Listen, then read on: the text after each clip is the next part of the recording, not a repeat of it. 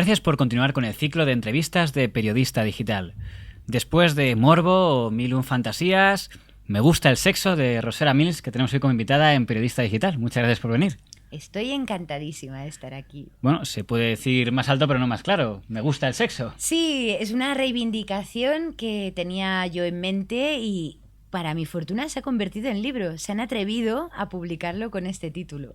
La verdad es que en el propio libro cuentas que has contado con mucha gente a la hora de tratar un tema tan interesante y que afecta tanto a todo el mundo como es el tema del sexo, y decías en broma que se iban cambiando la cara o poniendo nerviosos conforme decías, y formáis parte de este libro. Sí, de este club. Bueno, cuando tratas este tema a la gente le cuesta mucho hablar. Mi técnica para que la gente se abra es contar cosas mías y un poco riéndome de mis anécdotas. No solo hay que contar proezas. Y cuando yo cuento lo mío, ellos terminan contándome, solidarizándose. Bueno, a mí esto también me pasó y es muy bonito. Para intentar explicar un poco lo que se puede encontrar la gente en esta obra, hay que decir que visualmente ya es interesante la fórmula en la que está presentado, puesto que incluye una serie de frasecitas que tienen todas su gracia y también una serie de recuadros con test, que es otras originalidades que tiene. Digamos que si hubiera quedado únicamente con la fórmula estética del libro, eso es lo primero que ves. Digo, anda, hay una selección. ¿Se te ocurrió a ti esa fórmula? Sí, quería que fuera un libro muy divertido, variado, para huir del típico manual de sexólogo o de científico hablando de sexo. Yo estoy muy a favor de que haya científicos interesándose por estos temas. Aunque dices que también tienen sus gatillazos. Exacto. Ahí yo creo que toda esa gente que sabe tanto a veces olvida reconocer que no lo saben todo, que aquí en el sexo cada uno tiene que aportar lo suyo, todos somos diferentes y es bonito dar el aspecto lúdico que yo quiero transmitir con el libro también a la forma en la que está estructurado y ordenado el libro. Vamos a la pregunta más clásica y menos original de ¿a quién va dirigido el libro? Lo digo porque fíjate, cuando llegó uno de los test y te decía, imagínate que tu mejor amiga te presenta a una amiga y cómo reaccionas, yo cuando vi lo de amiga digo, tengo la impresión de que eso está dirigido a las damiselas, pero... Bueno, está dirigido a hombres y mujeres y eso podría ser una errata, acabas de decir. No, es un libro que, bueno, sí, es de color rosa y tiene un aspecto muy casi femenino por la portada, pero mi voluntad en todo momento es que lo puedan leer hombres, mujeres, sin sentirse que estás leyendo un libro que está dedicado a mujeres y eres hombre y que estás leyendo eso. Y pensando en que está incluido todo el mundo simplemente porque el sexo nos afecta a todos, cualquier edad y obviamente cualquier opción sexual. Una posible enmienda, si no, corrígeme. A mí me llama la atención cuando te he visto en varios momentos, también lo recoges alguna vez allí y en otras entrevistas, que tú tienes una mente sucia. No lo acabo de ver porque dices, ¿qué tiene de sucio hablar de algo como la sexualidad? Hombre, sucio será a lo mejor si lo haces con engaño, pero si no, no hay nada más... Pero eso es porque me he puesto muy mona para venir para la entrevista. No, es broma. Cuando digo estas cosas, las digo porque quiero poner en palabras lo que muchos piensan y no se atreven a decir. Creo que es bonito decir, tengo a veces pensamientos muy sucios, pensando un poquito en, por ejemplo, la frase esta de Madonna mítica que dice el sexo solo es sucio si no te lavas. Entonces es sucia con la intención de decir, bueno, se me ocurren cosas que estarían prohibidas o que la gente normalmente reprime y los reconozco. Pero es una reivindicación más. En todo caso, cuando algún compañero me veía viendo el libro y decía, menudo aquí, es importante señalar que la visión que se da del sexo es bastante más amplia a lo meramente físico. A mí la frase sí. que creo que es algo así como el sexo no es solo genital, sino es sentirse vivo, que creo que es bastante más completo de la mera imagen que a lo mejor tiene alguno que ve el titular y se piensa únicamente en la parte animal. Esto es una de las claves que hay que explicar para que la gente entienda que este titular del libro tan aparentemente agresivo, en realidad es de lo más tierno y trascendente. ¿Es de dónde venimos tú y yo? Pues del sexo de nuestros padres. No estaban jugando a parchís. Tendrían una sexualidad mejor o peor, pero el sexo es lo que produce la vida, nuestra existencia, y lo que ha hecho que la humanidad progrese. Entonces, es sorprendente que lo tengamos tan escondido y cueste tanto que lo hablemos de verdad, porque lo hablamos para bravuconear, para presumir, esto sí que es habitual, pero en cambio de las cositas más tiernas o más íntimas, hablamos mucho menos. Y además también el sexo tenemos que recordar que es una de las causas de muerte en muchos países del mundo más habitual, por una razón relacionada con el sexo, ya sea por abusos, por violencia de género, por todo tipo de por la opción sexual que tengan las personas. Entonces, ahí también tenemos que pensar que el sexo no es solo la práctica sexual en sí, sino muchas cosas más: cultura, sociedad, estilo de vida. Una parte que también habrá sido comentada es lo de la dedicatoria, que no tiene desperdicio, aunque sea... Por eso lo saben los periodistas que se han leído bien el libro. Sí, te lo agradezco mucho. Ya como comienza es original porque se lo dedicas a todos los brujos, vamos, haces un listado ahí de todos ellos, incluyes a Víctor, que es la persona con la que más he hablado y practicado el tema, y una frase que también me pareció muy, muy interesante de comentar, y si me permite la cursilada, muy bonita, que era: y a mis 2 hijos, dices, con ellos he entendido la verdadera importancia del sexo, que va un poco lo que comentabas ahora de la vida. Sí, cuando tienes hijos te das cuenta de que el sexo no es solo la relación sexual física, coito, ni solo ligar o no ligar, tener pareja estable o no, sino es la vida.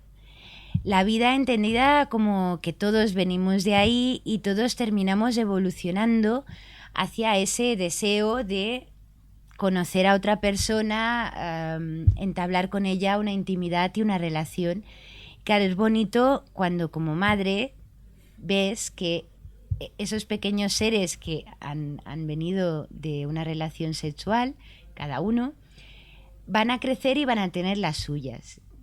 Y claro, yo les deseo lo mejor. Entonces este libro también, digamos que ellos me han inspirado mucho. Igual que decía que Víctor me ha inspirado mucho, porque otra cosa en la que insisto es que las mujeres, sobre todo, tenemos mucha tendencia a decir es que los hombres no se enteran o no lo hacen bien o no están atentos. Bueno, criticamos bastante. Tenemos tendencia a criticarnos a nosotras mismas, que es algo tremendo. Nos criticamos físicamente, acomplejándonos, preocupadas por cosas como la celulitis o todo este tipo de temas, y también criticamos a los hombres.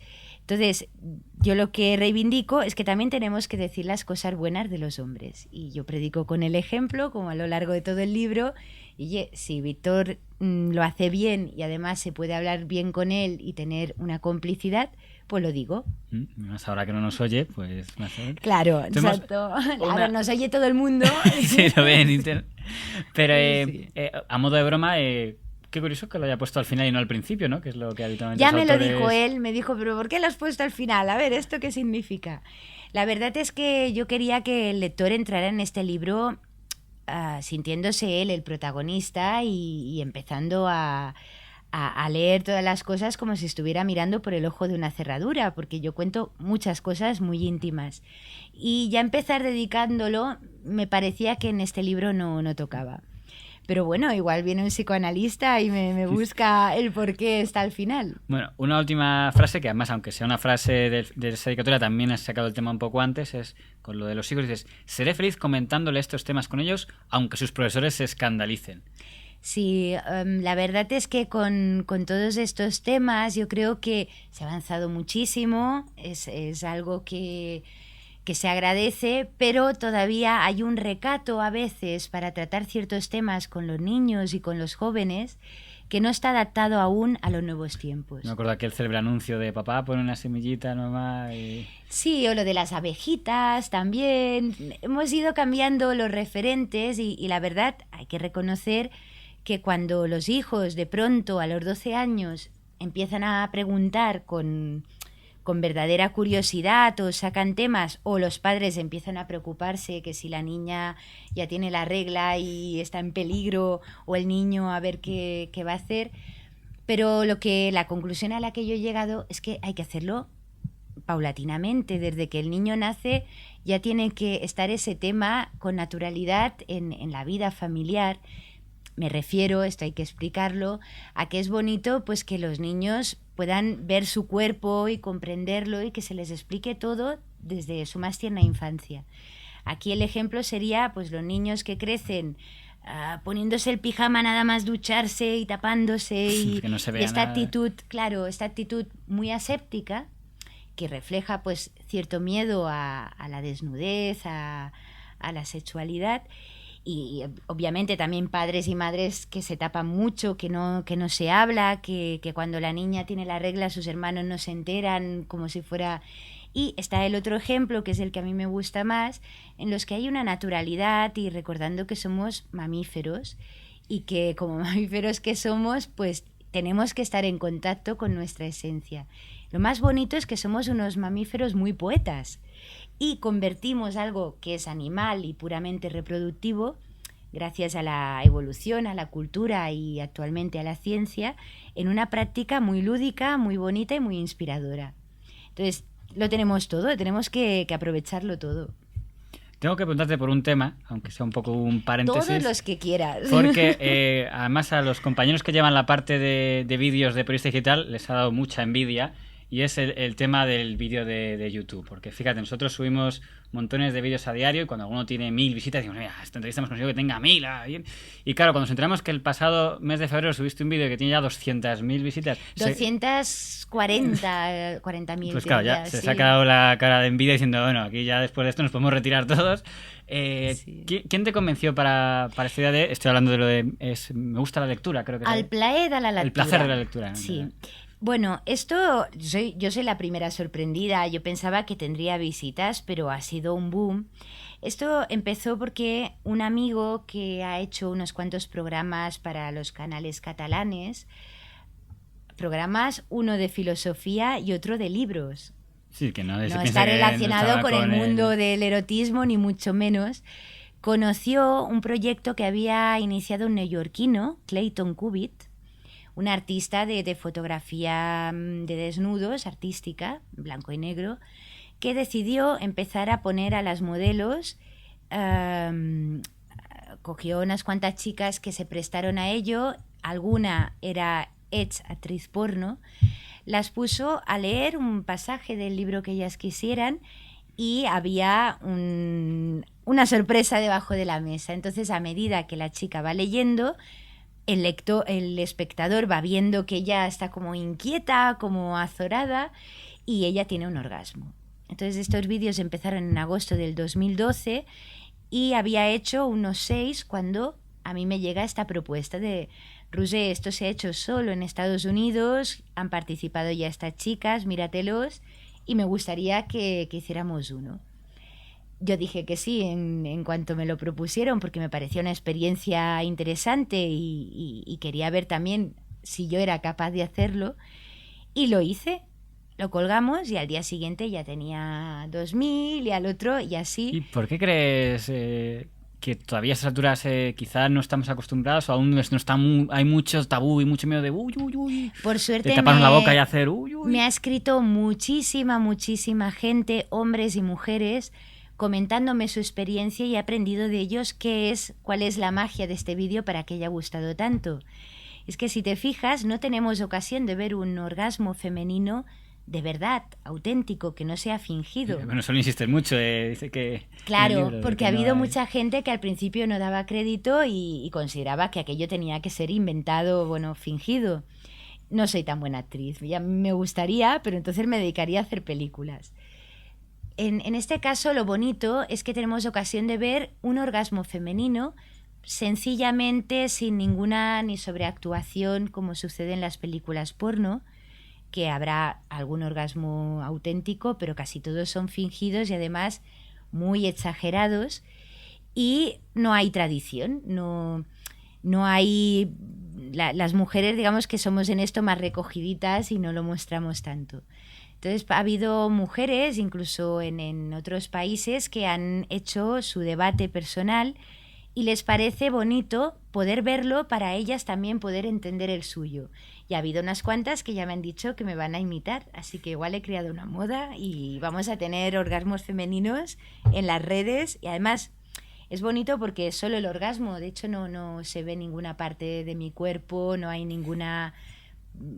Sí, que no está censurado el vídeo. No lo han censurado porque no hay nada obsceno y es, yo creo que muy bonito.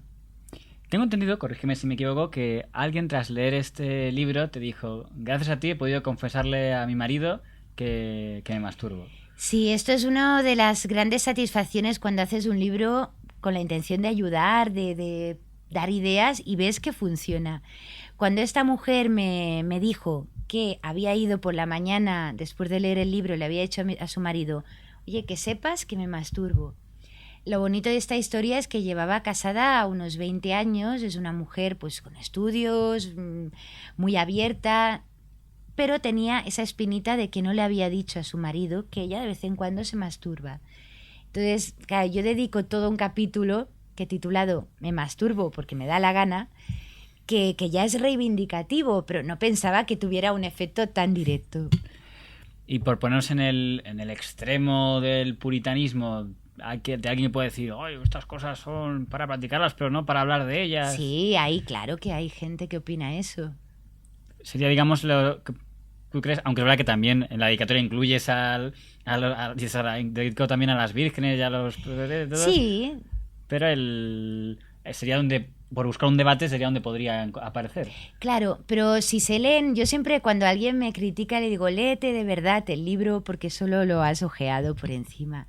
Yo en el libro digo e insisto, la sexualidad feliz, la felicidad sexual, que es lo hacia donde yo encamino, el objetivo que tiene que cumplir este libro es encaminar a la gente a ser más feliz, consiste en tener el sexo que tú quieres, que tú necesitas, que tú realmente deseas. Entonces, en eso yo ya incluyo una tolerancia absoluta hacia la gente que considera que no lo necesita ejercer con otra persona una sexualidad activa. Me refiero a una persona que quiere mantenerse virgen toda su vida o una parte de su vida. Lo que yo digo es: recuerda que también tienes sexo, que aunque no... Lo que decíamos antes, de que eso no es solo la mera... Eso es. El sexo es el deseo, son los impulsos, son incluso la capacidad de disfrutar de la vida. La gastronomía, el placer escuchando música también está relacionado. De hecho, los estudios, ahí si vamos a lo que nos han contado los científicos, terminan relacionándolo todo. Todo lo que produce oxitocina y todas estas hormonas de la felicidad está relacionado con el sexo. Una cosa que me llama a mí la atención es que muchas de las partes que, aunque estén referidas al sexo, dices, esto en el fondo es aplicable al conjunto o me parecía a mí, si no corrígeme, que era aplicable al conjunto del ser humano. O sea, por ejemplo, antes cuando decías lo de que nos encanta criticar, dices, ¿a qué viene nuestra ansia en criticar a los demás? Y dices, hombre, si esto se da un poco en todos los ámbitos del ser humano, sí. ¿No? Nos encanta criticar porque eso nos produce el subidón de sentir que los otros hacen mal y nosotros hacemos bien. Nos reafirmamos con eso. Los miedos, ¿no? Y a veces criticar en grupo une a las personas. Pues un grupo de amigas, para sentirse cómplices entre sí, critican a otra que lleva una falda más corta, más larga o de otro color. Y se pueden crear grandes amistades gracias a eso. Claro. Oye, este menudo elemento, si yo te contara, y ya... Entonces, ahí es donde tenemos que tener el criterio y un poco el sentido del humor, de darnos cuenta de que se nos da muy bien criticar, pero que tampoco tenemos por qué estar criticando todo el rato. Entonces yo ahí lo que digo es que tenemos que aprender a ser más tolerantes intentando comprender a los demás. Cuando ves a alguien que es distinto a ti, lo que tendría que salir primero es la curiosidad de entender por qué y cómo y ya está. Y luego si te gusta o no te gusta, pues es tu opinión y el otro que haga lo que quiera. Tenemos que ser más tolerantes. Y además hay un tipo de crítica terrible, que es que nos criticamos a nosotros mismos. A veces una mujer puede decir, mira esa cómo va. En realidad, lo que está transmitiéndole al mundo, que es de lo que se tendrían que dar cuenta los grandes criticones y las grandes criticonas, que están evidenciando que a ellos les gustaría y les da envidia y les da rabia, porque si no, no te fijas. No, la bajita critica a la alta a la bajita, por decirlo de algún modo así gráfico. Tú defiendes mucho la comunicación. Dice que Sí. que cuando decía yo que era un poco aplicable, es que dices, en el fondo, en cualquier relación humana está, incluso de compañeros de piso, por no pensar, Sí, lo la de- convivencia, la duda la de comunicación. decir, me lo voy a callar, porque ¿para qué vamos a discutir? Me lo callo hasta que el día que revientes. Entonces, yo cuando leía ese capítulo decías lo importante que es, digamos, sincerarse. Si me habría la duda, dices, pues no lo sé, porque hay veces que dices, Sí. y si por A decirlo veces- la liamos. Sí, a veces contar ciertas cosas, por ejemplo las fantasías eróticas, puede producir malentendidos, porque si yo soy bajita y morena y mi pareja me cuenta que su gran fantasía es una rubia de 1,90 m, ojos azules, yo puedo entrar en un momento, en un bucle de inseguridad y pensar, me ha dicho esto porque yo no le gusto, le gusta a la otra, me dejará. No, lo que tenemos que hacer cuando alguien se sincera es tener la empatía de entender que el otro nos está haciendo un regalo y que igual hay partes que no terminamos de entender. Entonces decir, oye, para que quede claro, esto que me estás diciendo lo dices en este sentido, en este otro. Esa es la verdadera comunicación. No solo es soltar a bocajarro. El ejemplo que hemos puesto antes de esta mujer que le dijo a su marido que sepas que me masturbo, y el consejo posterior que le di es, bueno, ahora habla un poquito más con él, porque él no sabe por qué después de 20 años vas y Ahora le me sueltas viene. eso. Y obviamente él puede entrar en la inseguridad de pensar, me va a dejar, no le gusta cómo le hago el amor, no está satisfecha conmigo. Es importante que ella se solidarice con el receptor de ese mensaje sorprendente por llegar tan tarde y le diga, oye, que sepas que lo hago porque me relaja, porque no tiene nada que ver si tú lo haces bien o lo haces mal, me apetece hacerlo a solas o hacerlo contigo, o lo que sea, hablar un poquito más allá. Entonces hay que sincerarse bien, teniendo respeto por el otro y siendo conscientes del efecto que le va a producir. Dabas en un momento el consejo de, incluso en alguna ocasión, de tomar nota, recordar las mejores veces, tal. Sí, esto lo recomiendo cuando una persona lo ve todo negro en cualquier aspecto de su vida.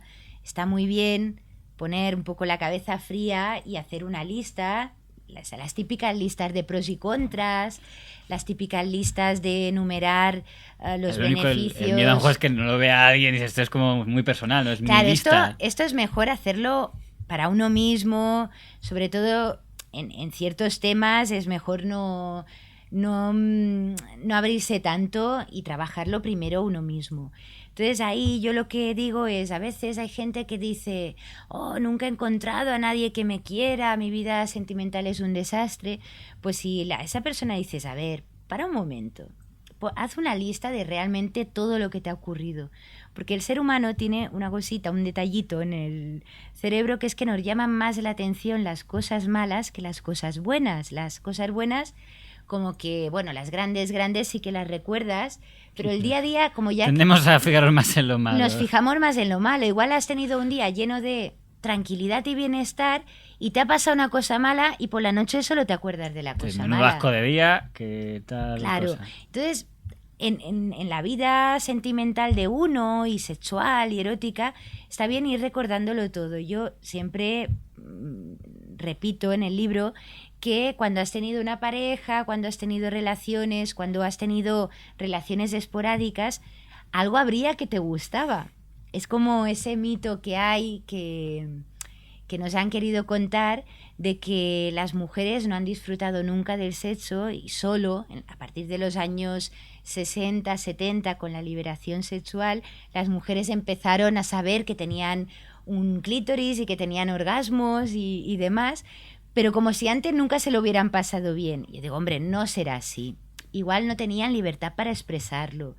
igual no podían tampoco desplegar toda su sensualidad, pero un poquito bien se lo pasarían, porque si no nos hubiéramos extinguido. Hombre, y alguien podría entonces decir, y los problemas, digamos, o las dudas que hay, no serán nuevas de ahora, ¿no? O son los mismos o han cambiado. Exactamente. Es verdad que no podemos viajar al pasado para saberlo, pero por impresión, ¿tú crees que más o menos serían los mismos problemas o mismas discusiones? Muy parecido con otras situaciones culturales. Además, cuando analizas toda la historia de la humanidad, las prácticas sexuales que se han ido sucediendo, lo que además sabemos, porque no lo sabemos todo, cosas que se imaginan, ves que no hay una evolución que sea siempre hacia adelante y cada vez más libertad, sino que hay un movimiento pendular que a veces se va hacia adelante, a veces se va hacia atrás, tendencias, modas, y además culturalmente eso también se produce. Lo que aquí nos parece totalmente asumido y normal, en otro país llama la atención o produce incomodidad. Y al contrario, si tú te pones a pensar que en ciertas tribus es normal que una mujer pierda la virginidad obligatoriamente antes de casarse, como para que el marido no tenga que hacer ese esfuerzo de hacerle perder la virginidad, y tienen unos señores que se dedican a solucionar ese pequeño defecto que tienen las mujeres, que es como sorprendente cuando piensas en toda nuestra cultura occidental que está basada en proteger esa virginidad y considerarla un esfuerzo, un premio, todas las interpretaciones que hay. Entonces eso nos tendría que, es como lo de viaja y ve mundo, pues creo que leyendo y adquiriendo un poquito de cultura podemos ver que no hay nada que sea, es que esto es bueno y esto es malo, todo es muy relativo. Y claro, como todo es muy relativo, a lo que tenemos que aspirar es a tener cada uno lo que desea, lo que le gusta. La verdad es que cuando contabas a Lola Triunfo me está acordando de una cosa que probablemente sorprenderá a lo mejor a quien piense mejor en clichés, porque cuando hablas de la parte del porno, sin querer siempre pensamos, el machista, ¿no? Esto es la mujer objeto, tal. Y no exactamente, es el discurso. No exactamente esa es la visión que tienes tú del tema. No, yo sé que esta visión mía no la comparten muchas mujeres, pero yo lo seguiré reivindicando. El porno es un juego, no hay que interpretar el porno es que se pone a la mujer en una situación humillante. A ver, ¿verdad que cuando éramos niños jugábamos a indios y pistoleros y nadie se preocupaba de si era éticamente correcto matar o no matar al indio? Te tocaba uno y mira, jugabas a eso si querías jugar. Pues el porno es lo mismo. Hay múltiples juegos y tenemos que interpretarlo como eso, como una ficción. La única salvedad es que haya consentimiento por parte de todos los participantes, tanto los que están detrás de esa pantalla interpretando esos roles, esos juegos, esos papeles, como los que están viendo esa película. Si en una pareja a uno de los dos le gusta ver porno y al otro no, lo importante es que se pongan de acuerdo antes, que nadie se sienta obligado o que se le prohíbe, porque creo que no hay nada más triste que alguien quiera ver porno y su pareja le diga, no, me ofende que veas porno. Y una cosa es que no lo pueden ver juntos, pero la otra es que se lo prohíba como si estuviera cometiendo una infidelidad. Y ahí tenemos que ser todos un poquito más sinceros de qué es lo que nos gusta y qué es lo que no nos gusta del porno, porque yo estoy segura de que hay muchos tipos de películas que pueden ser desagradables, pero también hay muchas que pueden ser súper estimulantes. Y para opinar del porno, como para opinar de todo, hay que haberlo vivido. Aunque nunca faltarán hay tantas cosas, supongo, de las que opina tanta gente sin ver que... Yo siempre digo, la gente que se mete con el ver películas porno, por favor, que vea unas cuantas y a partir de ahí opine, porque yo pongo una imagen que la verdad es bastante eficaz para entender lo que estoy diciendo. Si pones a cámara lenta una película porno, hay momentos en los que da risa ver hacer esas piruetas y esas caras y esos gestos que solo se pueden entender si estar metido en ese juego, ya sea participando o imaginándote que estás participando. Entonces yo maldad ahí no veo ninguna.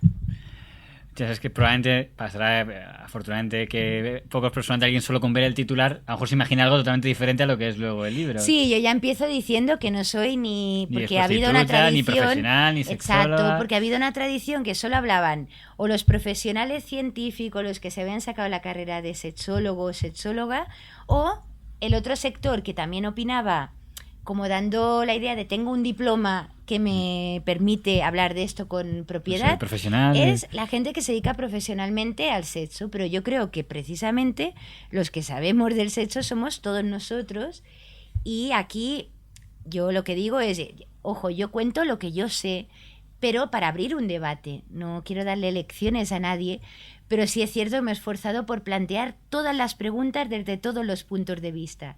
Y hablo de triunfos míos y cosas que he aprendido, pero también cuento aquí cosas muy ridículas que quizás antes me avergonzaban, pero ahora que ya las he contado aquí, pues no. Permíteme, por poner un ejemplo, ya digo, no quiero destripar mucho, pero igual que antes hablábamos del lector, digamos, crítico, del lector ignorante, el lector escéptico, por ejemplo, alguien que diga, no me lo creo. Por ejemplo, lo del baño y me tomo la foto... Bueno, diga, no me lo creo. Pues esto tiene una fácil solución. Para los que no lo sepan, simplemente decir que en un momento de mi vida, hace unos cuantos años, empecé a hacer una serie de fotos para mí, una colección, que me hacía en lavabos públicos en el espejo. Ahora, imagínate que aquí detrás hay un espejo, yo entro en un lavabo, me pongo de espaldas al espejo, cojo mi teléfono móvil, lo pongo mirando hacia el espejo y hago una foto del reflejo de mi culo, y además levantándome la falda. Para mí, ¿por qué esta obsesión por hacerme fotos del culo? Pues para mí simboliza la parte de la mujer que la mujer no se ve. La parte es como la cara oculta de la luna. Y también la parte de la mujer que produce más complejos y más sentimientos contradictorios en la mujer. Una mujer puede estar muy acomplejada y pasarse la vida tapándose. Y no hablo como una teoría, hablo porque realmente lo he vivido. Yo, cuando tenía unos 12, 14 años, recuerdo perfectamente que en el colegio alguien me dijo, tienes el culo respingón. Y a esa edad, cualquier cosa que te digan se convierte en un trauma de, me han dicho eso, me lo voy a tapar. Y empecé a llevar jerseys holgados hasta las rodillas. Y me estuve así, siendo una niña que tapa su cuerpo, pensando que su cuerpo es feo porque alguien lo ha señalado con el dedo, que yo no entendí que aquello en realidad era un piropo, porque cuando ahora pienso que a aquella edad tenía un culo maravilloso, seguro que nunca lo habré tenido tan bien, y me acomplejaba, eso también ayuda a relativizarlo todo. Entonces esa fuente de complejos, sobre todo ahora que llega la operación bikini, ¿cuántos reportajes de revistas no son con operación culo, por ejemplo? Ya lo titulan así, pero no es operación culo de todos los culos son bonitos, qué maravilla y tal, sino arréglatelo, opératelo, ponte cremas, depílatelo, incluso los hombres. Pues no, yo creo que tenemos que tomarle un poquito de cariño a nuestro culo y a todo nuestro cuerpo, y eso se soluciona conociéndolo. Entonces, lo de que la gente no se crea lo de estas fotos, pues he hecho tantas que ya he pasado a una fase posterior que consiste en colgarlas y hacerlas públicas. Bueno, entonces ya los escépticos se quedan totalmente sin argumentos. Entonces ya hay una prueba de... No, es verdad. Las cuelgo en Instagram y además geolocalizándolas. Es como un mapa de lavabos públicos que tengo ya en mi colección. Me veo que alguno de los negocios dirá, aquí pasó... Sí, ha habido alguna anécdota muy divertida. Por ejemplo, en la... Galería Loew Gallery de Loew en Barcelona. Un día estaba ahí en un evento que habían organizado, y cuando fui al lavabo me hice una foto de estas para la serie, simplemente porque tenían muy buen espejo y me pareció ideal. Entonces me hice la foto y como quedó bonita, que no se veía tampoco mucho, pero tampoco quiero hacer algo vulgar y para citar a la gente, sino lo comparto para animar a otros que hagan lo mismo. Pues la colgué y la geolocalicé, y al día siguiente me llamaron del departamento de prensa, que si ahora lo están viendo, pues que sepan que yo no quería molestarles, pero estaban súper preocupados de que saliera dentro de todas las fotos de Foursquare de la tienda. Claro, ya quedaba un bolso del OEB, otro bolso del OEB, una japonesa, tal, y un culo. Entonces esto es muy gracioso porque es como, ¿sabes? El cuentito aquel del traje nuevo del emperador, sí, que nadie se atreve a decir la verdad hasta que el niño lo dice. Pues quizás nadie se atreve a decir que sigue escandalizando ver un culo o ver un pene erecto, pero desgraciadamente eso escandaliza más que ver una pistola apuntando a la cabeza de un niño, como vemos a veces en las noticias, o un atentado o una trama de corrupción. Entonces yo lo que intento desmitificar es que un desnudo sea ofensivo o sea un problema. El problema son los ojos que miran, y recomiendo a todos que se lean este libro porque eso está asegurado, pasarán un buen rato de lectura, pero es que además yo creo que se replantearán muchas cosas. Es cierto que tú valoras mucho, y aparte el libro está escrito con una naturaleza, si me permites, alegre, pero tú recomiendas mucho el humor también. Cuando hablamos desde el diálogo y de la confianza, el humor ahí pues es una buena herramienta. El humor es una de las características que tiene el ser humano para afrontar todos los dramas, todas las situaciones complicadas, el estrés. Produce tantas cosas buenas el humor que creo que sería una tontería no aprovecharlo también para tener una buena vida sexual. Entonces, cuando una pareja todavía se está conociendo, creo que una de las tácticas más utilizadas es intentar hacerse reír uno al otro, intentar caerse bien, ser simpáticos. Entonces, no tendríamos que perder nunca esa buenísima costumbre, y yo llego hasta el punto de que digo que unas buenas carcajadas alguna vez en la vida de una pareja une muchísimo. Esas carcajadas pueden producirse porque se rompe la cama, porque pasa algo cómico, como me contaba un jubiladito no hace mucho. Fui a entrevistar a unos cuantos vendedores del mercado y uno contaba que se había reído mucho una vez que se había caído de culo cuando estaba embistiendo a su adorada mujer, y optó por reírse, y eso yo creo que tiene que pasar al menos una vez en la vida de una pareja, y ya si pasa más a menudo van a poder pasar toda la vida juntos, y tendríamos que saber reírnos de todo y sobre todo de nosotros mismos. La verdad es que en algunos libros dices, este libro daría para hacer un programa, y este yo creo que no es un programa, sino si nosotros se cogiera por temas. Se tratan muchos temas que darían pie, no sé si alguien te lo ha propuesto. Sí, tengo un piloto y todo hecho ya para hacer un programa en el que la gente simplemente hable de lo que le gusta, el sexo, en positivo, porque muy a menudo los programas que se han hecho sobre sexualidad eran para tratar o problemas, que si los gatillazos, que si la frigidez femenina, que si el tamaño importa o no importa.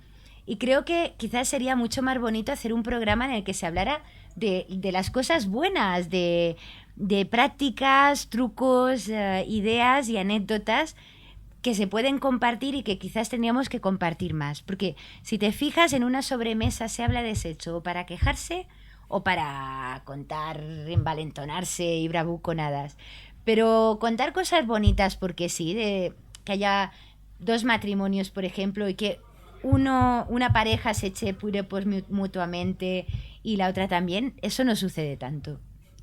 Bueno, Roser, la verdad es que para mí, Rabia, nos hemos quedado sin tiempo porque anda que no me quedaban cosas, pero bueno, me alargo demasiado, supongo, y me dejo otras. Creo que yo también. Pero supongo que si hubiera, digamos, un titular a modo de conclusión, que por lo menos, y corrígeme si me digo, que podríamos dejar es: sé feliz. Yo creo que es... Sé feliz, exactamente. Y no olvides que tu sexualidad ayuda mucho a ser feliz. No la reprimas, no la ocultes y manténla viva. Entrénala. Pues muchas gracias por haber estado en Periodista Digital. Muchísimas gracias a vosotros y felicidad sexual para todos.